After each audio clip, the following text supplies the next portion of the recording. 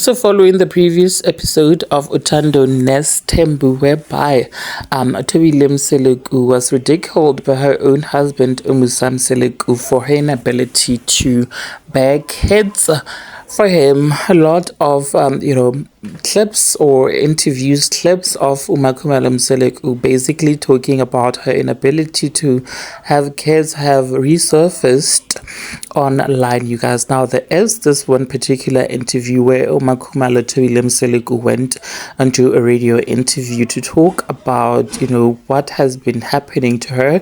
She says that she has the ability to bear kids, but however those kids end up not making it. She explains about fallopian tubes doing this, and that she explains the medical term as optic pregnancy, you guys, and she goes into details as to what actually is happening with her. So let me not waste your time, but quickly insert this video of Makhumalo detailing exactly what it is that she is going through. But before I do that, of course, do make sure that you do engage your thoughts with me in the comment section, and make sure that you do subscribe so that you do not have to miss out whenever I try to upload a new video. Thank you so much for actually clicking and deciding on watching this one. I'll see you on the next one.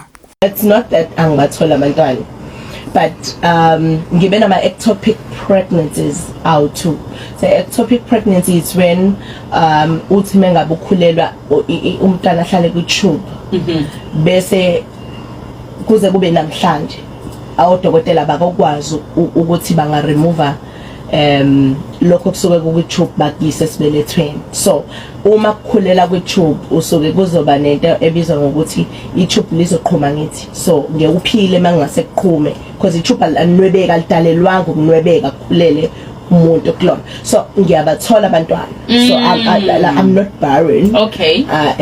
Nabantu bathi inyumba angiyona inyumba, ngiyakwazi ukukhulelwa, but the problem is bengikhulela umntwana ahlale ku tube bese kufanele li remove I tube, because uma selicleanwa akwazi ukucleanwa kuphela lishiwe kodwa liyasikwa bese kuyaboshwa. So lelo tube loqala ngithi umuntu nama fallopian tubes out2. So first child ungena ku tube liyasikwa, second child ungena kwelinye tube liyasikwa. So angisakwazi ke manje in a natural way, or ngendlela ejwayelekile yokwenziwa kwabantwana angisakwazi ukuthi ngingayikhulelelelwa nje, because into eyitransport yamaqanda from amaqanda make suka kufanele ezesibelethweni ahlangane part nendawo tsemamzane lembewu, yes, ahlangane nembewu bese kwakhe kumntwana kuhlala esibelethweni. Mina bekwenzeka ku tube, so ama tubes wami wo2 asikiwe, so angisakwazi ukuthola abantwana ngaleso sizathu.